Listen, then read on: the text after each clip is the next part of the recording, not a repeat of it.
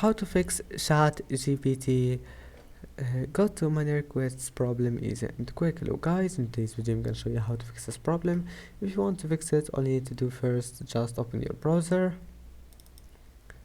and then click these 3 points here and then click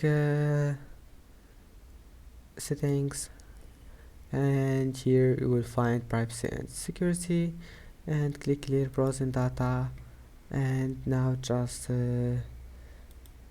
turn off all of those here and then click browsing history, and that's it. Click clear data. After that, just close your browser and open it again and try again, and if that doesn't fix your problem, try to log in with other accounts, register with your new account or just create a new account and try again, and you will find that your problem is fixed. And that's it for today's video.